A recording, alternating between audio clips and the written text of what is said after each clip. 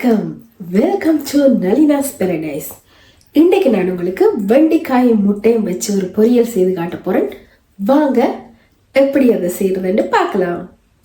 இப்போ இந்த வெண்டைக்காய் ரெசிபிக்கு எனக்கு 250 கிராம் வெண்டைக்காய், அதோட ஒரு பெரிய வெங்காயம், அதோட 2 முட்டை, இவ்வளவுதான் தேவை. நாங்கள் இனி வெண்டைக்காயை என்னென்னு வெட்டி கொண்டு வரதுன்னு பார்ப்போம்.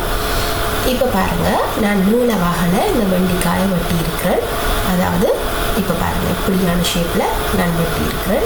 அதாவது மொத்தமாகவும் இருக்கக்கூடாது, ஒரு மெல்லிசாகவும் இருக்கக்கூடாது, சமமான அளவில் நாங்கள் இந்த வெண்டைக்காய் இங்கே பாருங்கள் அப்படி வெட்டி இருக்கிறேன்னு.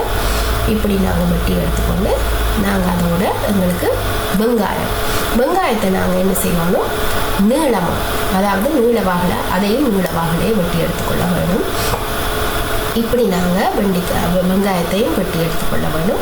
அதோட 2 முட்டை. வாங்க இனி நாங்கள் எப்படி இதை செய்கிறதுன்னு பார்ப்போம்.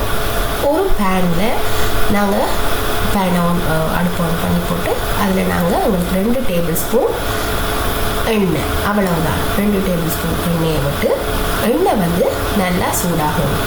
எண்ணெய் சூடானதுக்கு பிறகு நாங்கள் என்ன செய்யணும், இந்த வெங்காயத்தை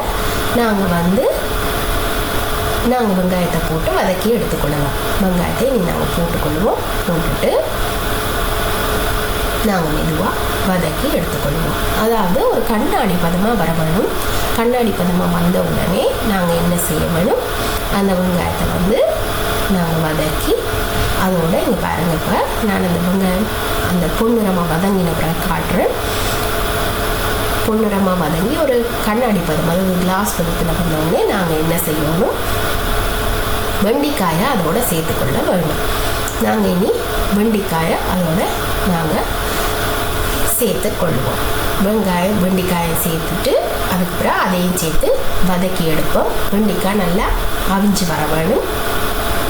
வெண்டைக்காய் அவிஞ்சு வந்த உடனே நாங்கள் என்ன செய்யணும், முட்டையையும் அதோட சேர்த்துக்கொள்ளலாம். 2 முட்டையை சேர்த்துக்கொள்ள வேணும். இதோட நீங்கள் இப்போ உப்பையும் போட்டுக்கொள்ளலாம். இந்த வெண்டைக்காய் வதங்கின உடனே நாங்கள் என்ன செய்யணும், வெங்காயம் வதங்கியாச்சு, வெண்டைக்காயம் வதங்கிட்டு இனி நாங்கள் உப்பை சேர்த்துக்கொள்வோம். அந்த வெண்டைக்காய்க்கு தேவையான அளவு உப்பையும் சேர்த்துக்கொள்வோம். உங்களோட டேஸ்ட்டுக்கு ஏற்ற மாதிரி நீங்கள் உப்பை சேர்த்துக்கொள்ளுங்க. இனி நாங்கள் அதோட 2 முட்டையையும் அதோட சேர்த்துக்கொள்ள வேணும். நாங்கள் முட்டையை ஒவ்வொன்றா சேர்த்து கொள்ளலாம். சேர்த்துட்டு அதுக்கு பிறகு நாங்கள் என்ன செய்யணும், முட்டையை சேர்த்துட்டு 2ஐயும் சேர்த்தாச்சு. இப்போ சேர்த்த முட்டையோட நாங்கள் அதுக்கு பிறகு என்ன செய்யணும், இந்த வெண்டைக்காயை அதுக்கு மேலால் அப்படியே மூடி விட்டு கொஞ்ச நேரம் வேக விடணும். கொஞ்ச நேரம் வெந்த உடனே, அதாவது பொரிஞ்சு வரும், முட்டை பொரிஞ்சு வரும், கொஞ்ச நேரம் அந்த முட்டையை அப்படியே விட்டுட்டு அதுக்கு பிறகு பாருங்கள், வெந்து வந்த பிறகு நாங்கள் என்ன செய்யணும், அப்படியே கலந்து விடணும். எல்லாத்தையும் ஒன்றா சேர்த்து கலந்து விட்டு நல்லா எல்லாம் வெண்டைக்காய் முட்டை எல்லாம் ஒன்றா செய்யணும்.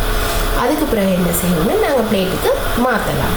இப்போ பாருங்கள், வடிவாக அந்த வெண்டைக்காயும் முட்டையும் வடிவாக நல்லா சேர்ந்து வதங்கி எல்லாம் வரணும், முட்டையும் அவியணும், எல்லாம் சேர்ந்து வந்த பிறகு நாங்கள் அப்படியே ஒரு பிளேட்டுக்கு மாற்றி கொள்ளலாம்.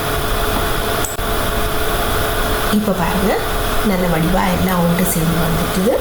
நாங்கள் என்ன செய்யணும், இனி நாங்கள் பிளேட்டுக்கு அதை மாற்றிக்கொள்ளலாம். நீங்கள் இதை சோறோடு சேர்த்து சாப்பிடலாம். இங்கே பாருங்கள், வெண்டைக்காய் செய்தாச்சு. இப்படி நல்ல வடிவாக வெண்டைக்காயும் முட்டையும் செய்து, வெண்டைக்காயும் வெங்காயம் முட்டையும் மட்டும்தான், உப்பும் கலந்து, நீங்கள் உங்களுக்கு உரைப்பு தேவைன்னா நீங்கள் துண்டு மிளகாய் நீங்கள் முட்டை சேர்க்குற நேரமே நீங்கள் சேர்த்து அதோட நீங்கள் கலந்து கொள்ளலாம். பாருங்கள் அப்படி